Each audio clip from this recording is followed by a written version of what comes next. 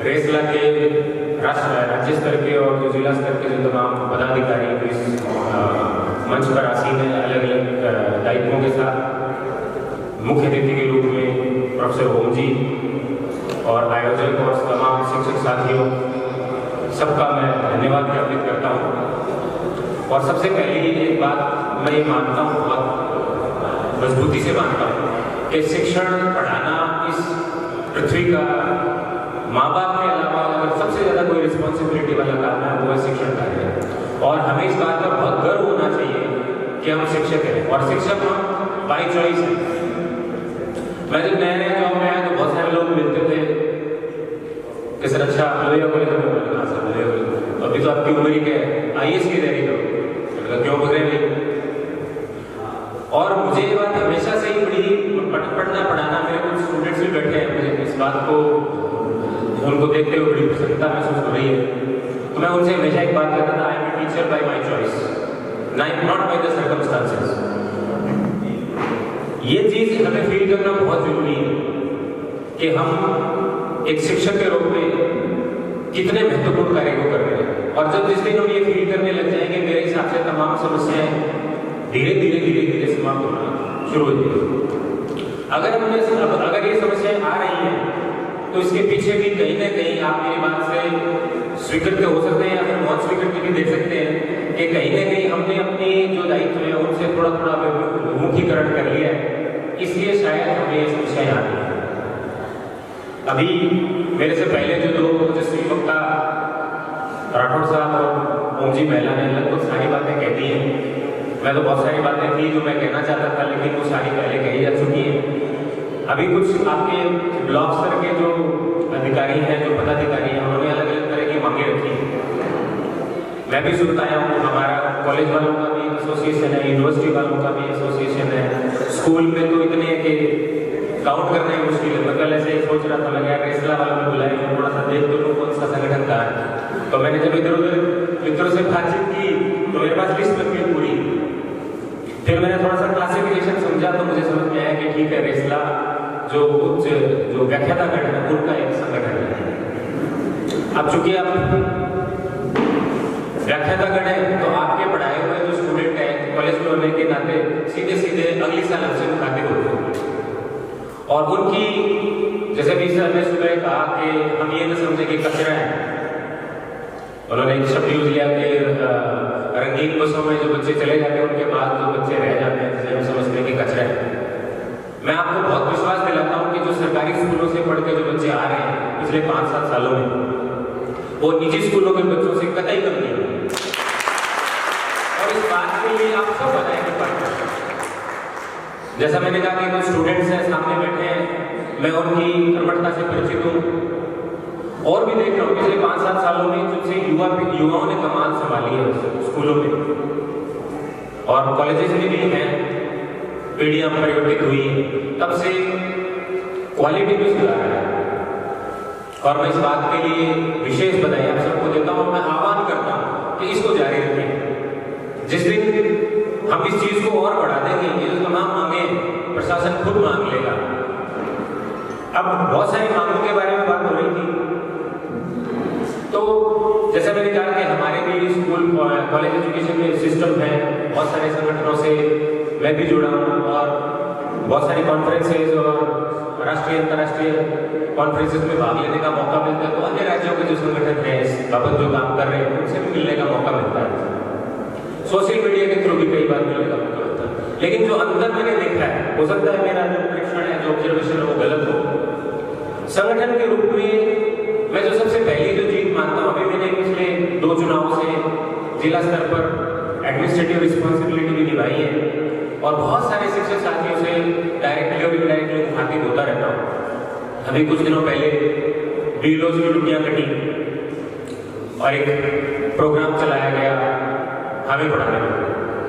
मुझे इस बात को जब पहली बार मुझे पता चला, क्योंकि उसमें था और सीधा सीधा मतदाता प्रतिशत बढ़ाना मेरा लक्ष्य था, मैं तो जिला स्वीप अधिकारी था, तो मुझे बहुत इस बात की प्रसन्नता हुई कि हमारे शिक्षक साथियों ने इस बात को महत्वपूर्ण गंभीरता से ली है कि हमें पढ़ाने को करके आवाज चलाया गया और नतीजा ये हुआ कि बीएलओ की सभी ड्यूटी कट गई। मैं इस चीज के लिए आपको विशेष बधाई देता हूँ कि कम से कम हमने इस बाबत एक प्रयास किया। और बीएलओ से जो सारी ड्यूटी हटाएंगे, जो नॉन टीचिंग ड्यूटीज है, वो एक बहुत बड़ा अपराध है, बहुत बड़ा कुठाराघात है हमारे ऊपर। नॉन टीचिंग जो ड्यूटीज है ये बीएलओ की शुरुआत है, इसके अलावा भी बहुत सारी है। ऐसा नहीं है कि नॉन टीचिंग ड्यूटी केवल स्कूलों में ही है। आजकल अभी मेला साहब सुबह कह रहे थे भर के कॉलेज खोले गए हैं और हर एक जो कॉलेज एजुकेशन है उसमें भी मोटा मोटी यही समस्या आ चुकी है। क्लास में स्टूडेंट नहीं है और अगर हम पढ़ाना भी चाहते हैं तो मजबूरियां इतनी है, प्रशासनिक मजबूरियां इतनी है कि हम बस फाइलों, कागजों, पत्रावलियों में उलझ के रह जाते हैं। कॉलेजों में हालत यहाँ तक है कि केवल स्कॉलरशिप बांटने का काम है। और कुछ सालों में मुझे लगता है, मैं बहुत बार अपने शिक्षक साथियों से, मेरे जो कॉलेज वाले छात्र हैं, यूनिवर्सिटी के जो साथीगण है उनसे बातचीत करता हूँ कि 2-4 सालों में कॉलेज में केवल वही बच्चा आएगा जिसको छात्रवृत्ति लेनी है और हमारा काम कहीं ना कहीं छात्रवृत्ति वितरण अधिकारी हो जाएगा। आपके कुछ और तरह के चैलेंजेस हैं, आपने ये बात बहुत मजबूती से रखी और इसका समाधान निकला। और चूंकि पिछले 2-3 चुनाव से जिला स्तरीय अधिकारियों के साथ, प्रशासनिक अधिकारियों, कलेक्टर आईडी से सीधे बात करते हैं, कई बार कुछ मीटिंग्स में भी आना जाना होता है। तो और वैसे तो आप परिचित ही होंगे कि प्रशासनिक अधिकारियों की टीचर्स के लिए जो सोच है वो अच्छी नहीं है। अभी पिछले दिनों में विधानसभा चुनाव में एक दिन मीटिंग हो रही थी और आपके कुछ साथी लगातार मांग कर रहे थे कि जो शेष जो बीएलओ की ड्यूटीज है उन्हें भी हटाई जाए। तो एक हमारे ओएसपी एसडीएम साहब थे, उन्होंने कलेक्टर साहब से बहुत बड़े शब्दों में, मैं शब्द यूज नहीं कर सकता, कहा कि ये तो ऐसे है और मैं शब्द यूज नहीं कर सकता, मतलब मोटा ये उनका मंतव्य था कि वो हरामखोर है। बोले इनका कोई काम नहीं, इनको लगाओ सब, इनको ये नोटिस दो, वो नोटिस दो, भी आचार संहिता लग गई, आपके पास सारे पावर है, इनको सिखाओ, सबक सिखाओ। मुझसे रहा नहीं गया, मेरे जो साथी और भी मेरे साथ थे, हालांकि मैं कॉलेज एजुकेशन में हूँ, सीधा स्कूली शिक्षा में, लेकिन पढ़ा हूँ स्कूल में, सरकारी स्कूल में पढ़ा हूँ। और मुझे बड़ी प्रसन्नता है कि आज मेरे तारानगर में मैं रहने वाला हूँ, तारानगर स्कूल में मैं पढ़ा हूँ। मुझे याद किया, अभी ओम जी मेला जी कह रहे थे, मुझे भी बड़ा अच्छा लग रहा है कि मैं तारानगर में हूँ। तो मैंने उस दिन उन एसडीएम साहब को कहा कि सर जैसा आप सोचते हैं वैसा नहीं है। मैं कहा आप सर कॉन्वेंट में पढ़े क्या? बोले नहीं, मैं सरकारी स्कूल में पढ़ा। मैं कहा फिर सरकारी स्कूल में पढ़े हैं तो इस तरह के विचार, इतने आक्रामक विचार आपको शोभा नहीं करते। वो चुप हो गए। बीएलओ की ड्यूटी ठीक है, एक अलग तरह का कार्य है, लेकिन साल भर 5 साल तक एक टीचर ढोता रहे, विभिन्न कार्यक्रम करता रहे, उसकी टीचिंग और उसकी सोच, वो सारा प्रशासनिक बंदा होकर रह जाता है। उसके अंदर आत्मा के अंदर जो टीचर वो तो खत्म ही हो जाता है।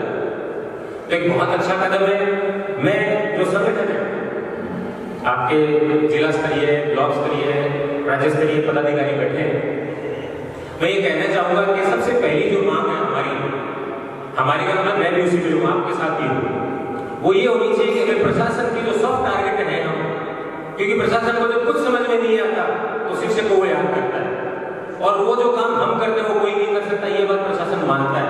क्योंकि जो बीएलओ है, जो जितने बीएलओ काम कर रहे हैं, उनसे सीधा मुखातिब होने का मौका हमें मिला है, वो इतनी प्रताड़ना में उनको कुछ समझ में नहीं आता। क्योंकि जितना काम हम लोग कर सकते हैं, जितना संभव छोटे बच्चों के साथ माथा-पची करना आसान काम नहीं है। टेबल पर बैठ के सारे दिन अपनी बात करना वो एक अलग बात है, लेकिन फील्ड में बच्चों के साथ कंधे रगड़ना, उनसे बात करना, उनके साथ स्ट्रगल करना एक बहुत टफ काम। तो मैं 2-3 मेरे सुझाव हैं जो मैंने बहुत सोच समझकर, कल रात को जब मैं बैठा था तो मुझे सुबह याद आया कि सुबह मुझे वहां जाना है, तो मैंने 2-4 बातें नोट की। सबसे पहला मैंने आपको बता दिया, प्रशासन के सॉफ्ट टारगेट बनने से भी बचना चाहिए। बीएलओ की ड्यूटी ना इसका बेस्ट एग्जाम्पल है, एक बहुत अच्छी मुहिम, इसको और आगे लेके जाइए। नए साथियों पर विशेष ध्यान देने की बात मैंने यहाँ लिखी है, लेकिन मैं जब यहाँ आया हूँ तो मैंने देखा है कि आप जो नए साथी उनका बहुत अच्छे से स्वागत कर रहे हैं। आप सभी बधाई के पात्र हैं और एक बहुत अच्छी पहल मैं मानता हूँ। युवाओं को, नए साथियों को संगठन से जोड़ना, संगठन को चिरस्थायी बनाएगा। महिला साथियों को भी अग्रिम पंक्ति में लाए। मैं देख रहा हूँ मंच पे भी आपके राज्य स्तर के जो अधिकारी हैं बैठे, संख्या बढ़ाई जानी चाहिए। इस हॉल में एक तरफ पूरा मातृशक्ति का हो, इस तरह के प्रयास किए जाने चाहिए। बिकॉज अब तो कानूनन 33% आगे कुछ बात करने की जरूरत नहीं है और हम तो उसके बिना चल भी नहीं सकते। स्कूलों में बहुत बड़ा जो आधार है वो है।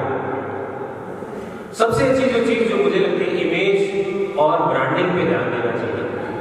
हमारी जो इमेज है समाज में, उसको सुधारेंगे, और जब हम समाज में अपनी इमेज सुधारेंगे, ब्रांडिंग सुधारेंगे, तो अपने आप सब ठीक हो जाएगा। मैं कई बार, जैसे हमारे कॉलेज में भी हैं कुछ मेरे साथी थे, वरिष्ठ साथी मेरे पड़ोस में रहते थे, वो अपना शिक्षण कार्य आप सब जानते हैं, हम सभी पढ़े हैं, क्या ढांचा होकर चले जाते थे और बाहर बैठ जाते थे। और जब मैं शाम को 5 बजे से घर जाता था तो मेरे आस पड़ोस बोले, गुरुजी थारी है ये सारों काम, गुरुजी तो सुबह 12 बजे आ गया, 9 बजे तो गया ही है। तो मैं उनको कई बार कॉलेज में कहता था, सर कम से कम आप घर जाओ तो अंदर बैठो।